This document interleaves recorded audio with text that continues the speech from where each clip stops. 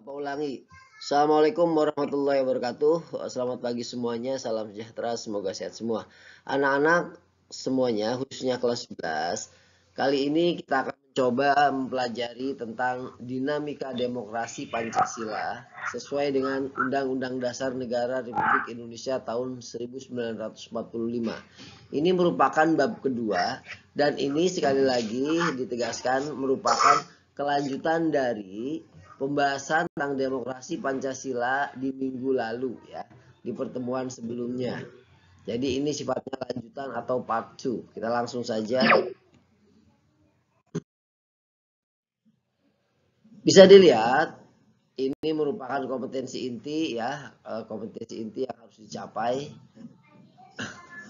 dari mulai menghayati dan mengamalkan ajaran agama, menghayati dan mengamalkan perilaku disiplin, tanggung jawab, peduli dan yang lainnya, dan kemudian memahami, menerapkan, menganalisis pengetahuan faktual, mengolah, mengalah dan menyaji dalam ranah konkret dan ranah abstrak terkait dengan pengembangan dari yang dipelajarinya di sekolah secara mandiri dan mampu menggunakan metode sesuai kaidah keilmuan.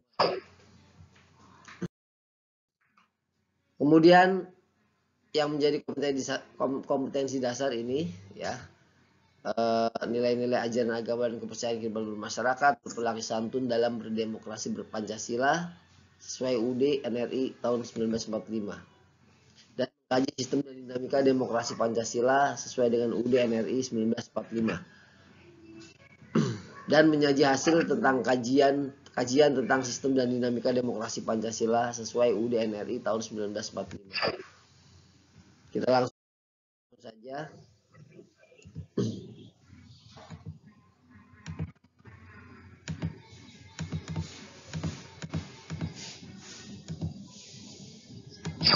Bisa terlihat semuanya?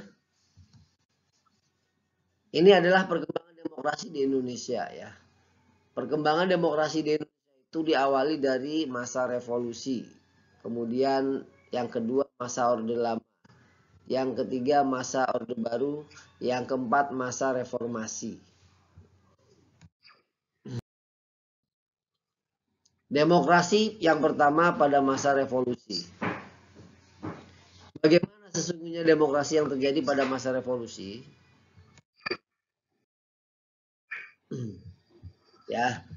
Nah, pada masa demokrasi revolusi ini, revolusi itu artinya perubahan secara cepat ya, di mana yang dimaksud adalah masa era 1945. Demokrasi pada masa ini kita masih belum bisa sebenarnya menerapkan demokrasi. Mengapa? Karena kita ada era sebelum merdeka ya. Era sebelum merdeka ini kita masih terpasung oleh hukum-hukum Belanda ataupun oleh para penjajah Belanda yang sudah 350 tahun menguasai Indonesia dan Jepang yang sudah 3,5 tahun sampai kita merdeka. Bayangkan 350 tahun kita dijajah oleh Belanda. Demokrasi apa yang kita dapat? Tidak ada. Karena namanya penjajahan seperti yang dijelaskan dalam pembukaan UUD 1945.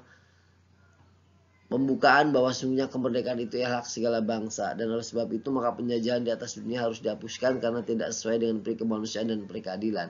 Itu jelas memberikan memberikan tanda yang sangat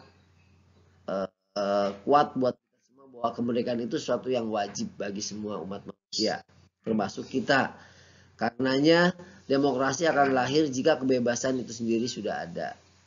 Makanya kebebasan merupakan salah satu indikator demokrasi bisa muncul atau tidak, demokrasi ada atau tidak dalam suatu negara ya.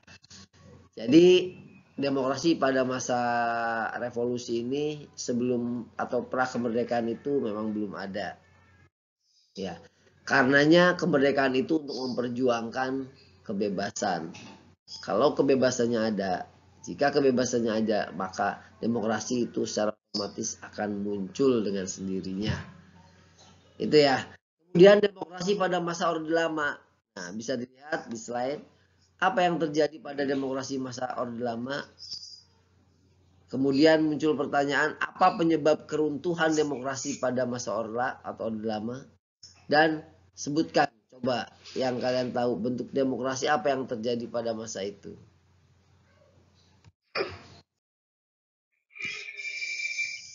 Bisa dilihat pelaksanaan demokrasi pada masa Orde Lama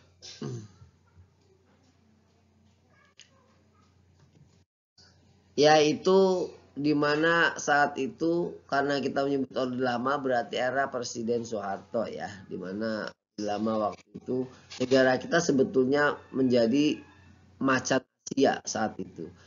Kita ditakuti oleh bangsa Asia, oleh bangsa-bangsa di Asia minimalnya. Makanya kita dulu pernah memposisikan sebagai gerakan non-blok. Kita punya pengaruh saat itu. Kita dipandang sebagai negara yang cukup kuat oleh negara lainnya. Makanya kita jadi pelopor dalam gerakan non-blok. Di mana saat itu gerakan non-blok muncul adanya pertikaian antara blok barat dan blok timur. Blok timur Uni Soviet, blok barat Amerika Serikat.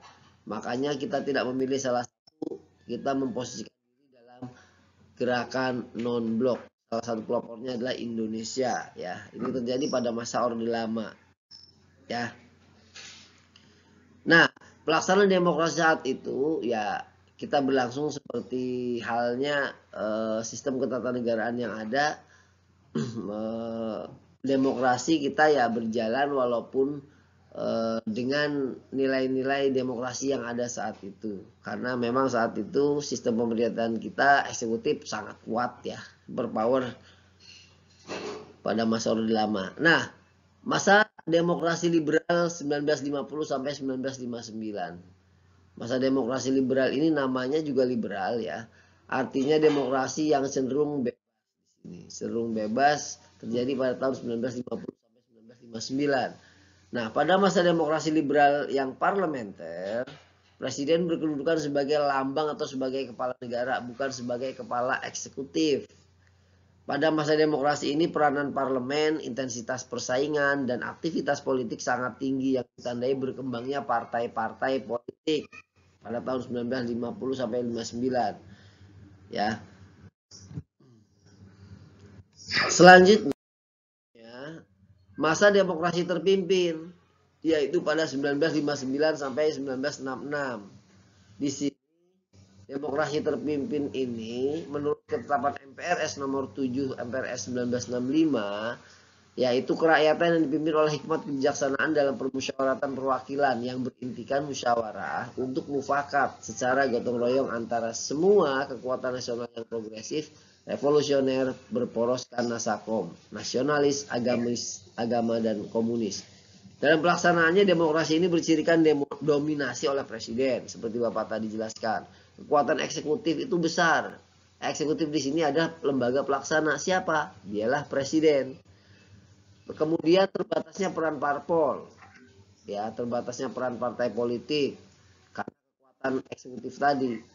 Kemudian berkembangnya pengaruh Partai Komunis Indonesia atau PKI saat itu. Karena adanya nasionalis agamis dan komunis atau agama dan komunis ini, PKI seolah-olah merasa diberikan ruang untuk bergerak. Sehingga muncullah gerakan 13 PKI saat itu. Kita semua tahu. Sebetulnya PKI di sini para pelakunya ini merasa diberikan ruang untuk bergerak, akan tapi setelah diberikan ruang untuk bergerak, dia kelewatan batas istilahnya gitu ya. Artinya dikasih hati minta jantung gitu. Nah, makanya muncul saat itu gerakan 13 PKI yaitu pembunuhan para jenderal yang kemudian setelahnya itu ditumpas oleh tentara kita ya. Kita lanjutkan. Kemudian demokrasi pada masa Orde Baru. Nah, demokrasi Orde Baru itu sebelumnya bisa dilihat. Pasti kalian tahu. Ini siapa kira-kira? Ada yang tahu nggak? Ini siapa foto di sini? Ada yang tahu? Anak-anak semuanya? Foto siapa ini? Ya, betul. Ini foto Bapak Soeharto ya, Bapak Presiden Soeharto saat muda, saat masih mungkin ini kayaknya baru jadi presiden atau setelah tidak lama masih berposisikan letkol mungkin ya. Pokoknya masih muda ini ya. Siapakah saya? Beliau merupakan Bapak Presiden Republik Indonesia kedua, yaitu Bapak Soeharto, Bapak Presiden Soeharto ya. Yang terjadi pada masa Orde Baru ini, demokrasi secara menyeluruh kita mengalami pasang surut ya. Karena rentang waktu yang terjadi ini cukup lama, dari mulai kira-kira Orde Lama berhenti ataupun tampuk kekuasaan dari Orde Lama itu berhenti kurang lebih 1960-65an sampai 1998, 32 tahun berkuasa Bapak Presiden Soeharto ini. 32 tahun berkuasa, demokrasi yang terjadi di dalamnya itu cenderung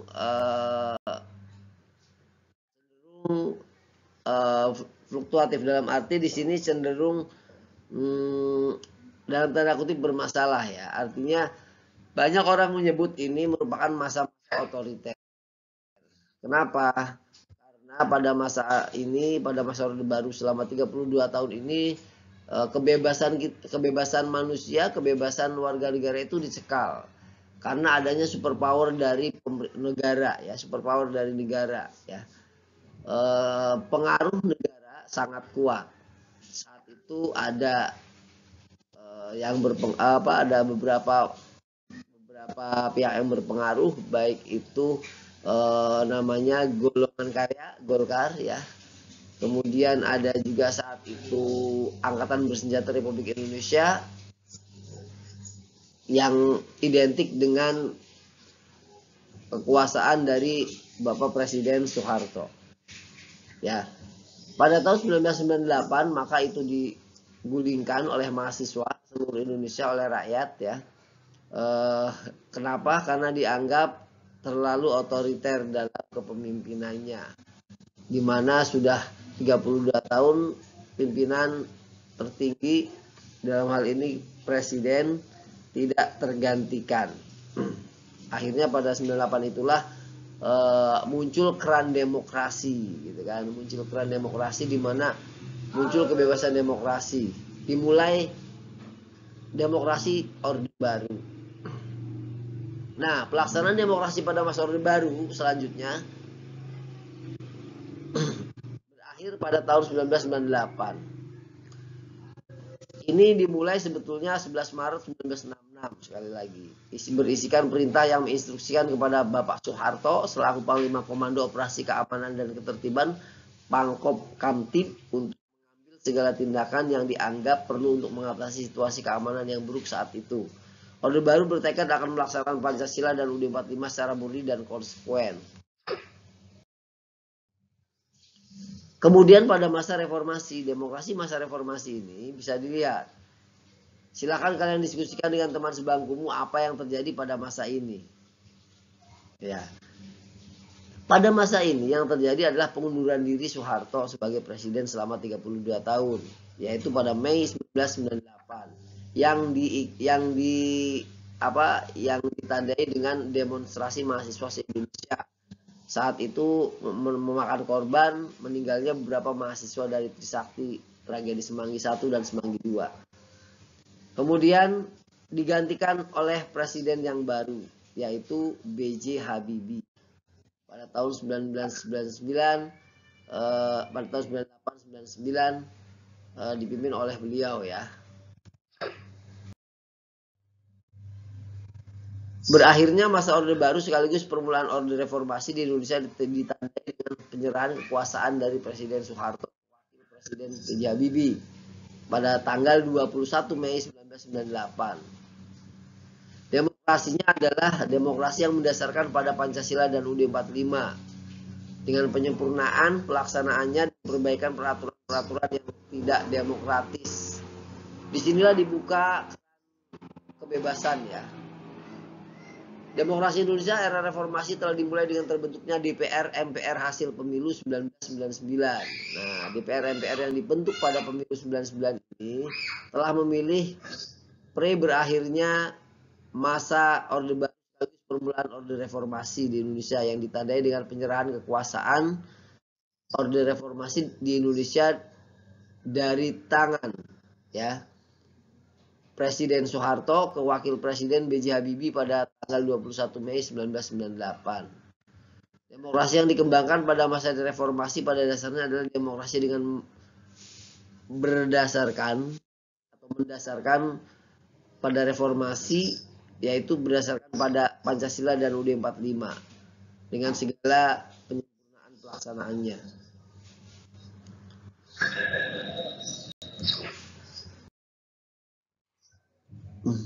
Ya, sebetulnya itu singkatnya dari perkembangan demokrasi di Indonesia. Ya, bagaimana berkembangnya demokrasi di Indonesia dari zaman dari zaman pra kemerdekaan, bahkan kan dari zaman revolusi sampai pada masa Orde Baru, pada masa Orde Lama, pada masa Orde Baru, lalu pada masa Orde Reformasi ya. Itu harap singkatnya bisa kalian pahami, kurang lebihnya nanti bisa kalian cek di Google Classroom ya tentang materi ini. Ya, itu saja. Kurang lebihnya mohon maaf. Kalau ada pertanyaan nanti bisa diajukan. Billahi taufiq wal hidayah. Wassalamualaikum warahmatullahi wabarakatuh.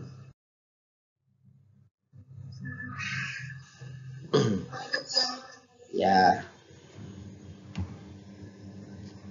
Ini penugasan yang bisa dilakukan oleh kalian ya. Silahkan dilihat ini tugasnya. Dilihat tugasnya. Ini tugas kelas 11 IPS ya.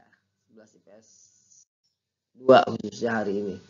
Dan nanti juga jadi tugas kelas yang lainnya. Nanti Bapak upload ya.